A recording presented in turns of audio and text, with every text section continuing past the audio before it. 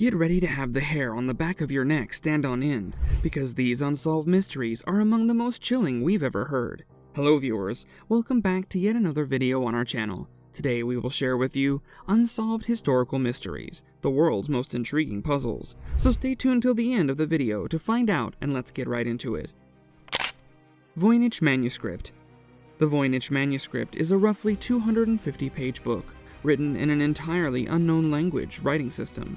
It's been carbon dated back to the 1400s, and includes illustrations of plants that don't resemble any known species. It's named for the Polish book dealer who purchased it in 1912. It is believed to have been intended as a medical text.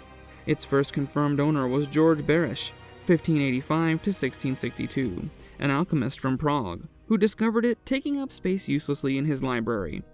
Berish tried to investigate the manuscript's origins to no avail. The manuscript changed hands for centuries until it was purchased by Voynich, who posited that it was authored by Albertus Magnus, an alchemist, or Roger Bacon, an early scientist. However, some believe that Voynich fabricated the manuscript and its history all by himself. Various other hoaxes have been proposed over the years. Of course, that wouldn't explain the carbon dating of the paper and ink. Centuries after its first alleged discovery, the Voynich manuscript remains as impenetrable and inexplicable as ever. Where is D.B. Cooper? D.B. Cooper. D.B. Cooper. D.B. D.B. Cooper. D.B. Cooper. The next unsolved mystery, November 24, 1971. Dan Cooper was a passenger on Northwest Airlines Flight 305 from Portland to Seattle, a 30-minute flight. He was described by passengers and flight attendants as a man in his mid-40s, wearing a dark suit, black tie, with a mother-of-pearl tie clip and a neatly pressed white-collared shirt.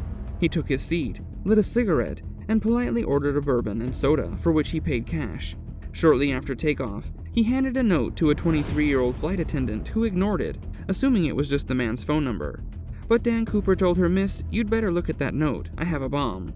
The note's exact wording is part of the mystery, since Cooper reclaimed it after the flight attendant read it, but his demands were for $200,000 in negotiable American currency, worth $1 million today, 4 parachutes, and a fuel truck standing by in Seattle to refuel the plane on arrival. The flight attendant brought the demands to the captain. The airline's president authorized full cooperation. The other passengers had no idea what was happening, having been told that landing was delayed due to mechanical difficulties. At 5:39 p.m., the plane landed. An airline employee delivered a cash-filled knapsack and parachutes, and Cooper allowed all passengers and 2 flight attendants to leave the plane.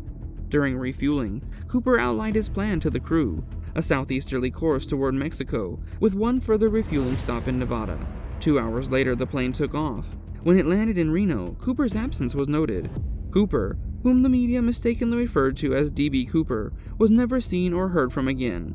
No parachute was found, and the ransom money was never used. In 1980, a young boy on vacation with his family in Oregon found several packets of the ransom money, identifiable by serial number, leading to an intense search of the area for Cooper or his remains. Nothing was ever found. For a time, it was speculated that Mad Men's fictional Don Draper was the man who would become Cooper. In the real world, a parachute strap was found in 2017 at one of Cooper's possible landing sites. Ghost ship, the Mary Celeste. Ship's crew to have completely vanished without any sign of struggle or peril, and for the ship to be able to continue on adrift. On December 4, 1872, a British-American ship called the Mary Celeste was found empty and adrift in the Atlantic. It was found to be seaworthy, and with its cargo fully intact, except for a lifeboat, which it appeared had been boarded in an orderly fashion. But why? We may never know, because no one on board was ever heard from again.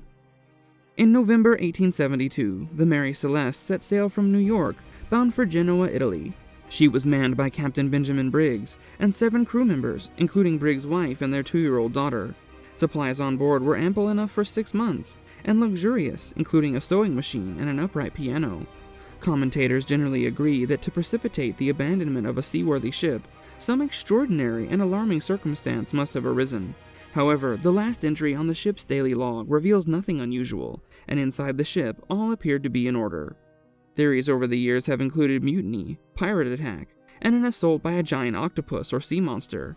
In recent years, scientists have posed the theory that fumes from alcohol on board caused an explosion that, as a result of a scientific anomaly, did not leave behind any signs of burning, but was terrifying enough that Briggs ordered everyone into the lifeboat. The incident at Dyatlov Pass. It's going to take us about 2 days on snowmobiles. Okay. Now, keep in mind, it took them about 10 days 60 years ago. On the first night of February 1959, 9 ski hikers died mysteriously in the mountains of what is now Russia. The night of the incident, the group had set up camp on a slope, enjoyed dinner, and prepared for sleep, but something went catastrophically wrong because the group never returned.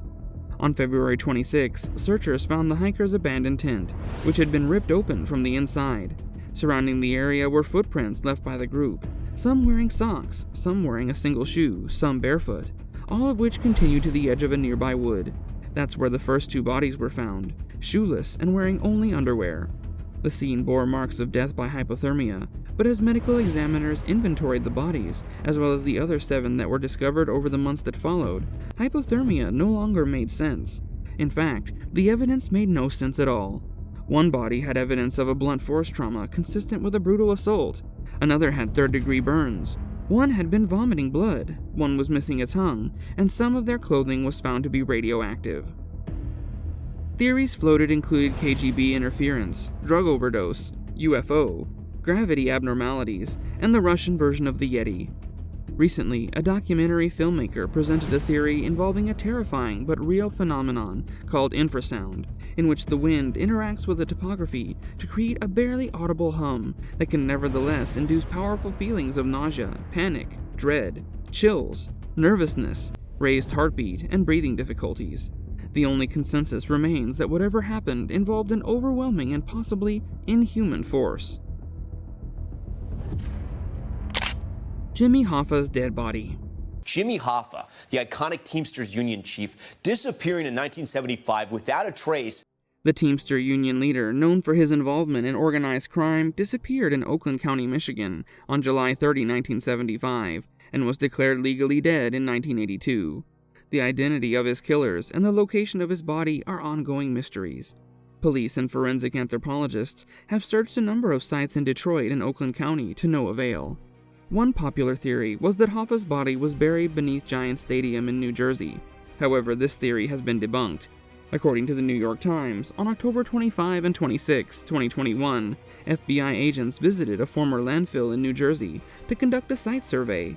The survey is a follow-up to a deathbed confession by a landfill worker, claiming that people had charged he and his father with burying Hoffa's body in a steel barrel under the dump in 1975. The agents apparently didn't find the steel barrel, Live Science reported. According to The Guardian, in July 2022, Mara Schneider, an FBI spokeswoman in Detroit, said nothing of evidentiary value was discovered during that search. While we do not currently anticipate any additional activity at the site, the FBI will continue to pursue any viable lead in our efforts to locate Mr. Hoffa. The identity of his killer is also unclear. Before his death in 2006, Richard the Iceman Kuklinski, a hitman, claimed to have killed Hoffa and dumped his body in a scrapyard. The Guardian reported. An author named Philip Carlo visited Kuklinski in prison before he died and wrote a book on Kuklinski's confession. After the book came out, a number of police officers cast doubt on the confession in media interviews. As the years go by, it appears increasingly unlikely that Hoffa's remains will ever be found. Who killed JFK? Flash from Dallas. 2 priests who were with President Kennedy say he is dead. This is probably the biggest mystery in American history that will never be resolved to everyone's satisfaction. On November 22, 1963, President John F. Kennedy was shot in Dallas by Lee Harvey Oswald, although some speculate that he wasn't the only shooter. On November 24, 1963, before Oswald could stand trial, Oswald was fatally shot by nightclub owner Jack Ruby. Ruby died of lung cancer on January 3, 1967. The most widely accepted explanation is that Oswald killed JFK on his own, and Ruby killed Oswald on his own volition. Ruby's stated motivation was to spare Jacqueline Kennedy, the discomfiture of Oswald coming back to trial. However, there are still a significant number of professional historians, along with many amateurs, who do not agree with this explanation, and since JFK's death, numerous alternative explanations have been brought forward by historians and amateurs. Given that significant new evidence is unlikely to appear, a firm consensus will probably never be reached. So that's all for today's video, and until next time, goodbye.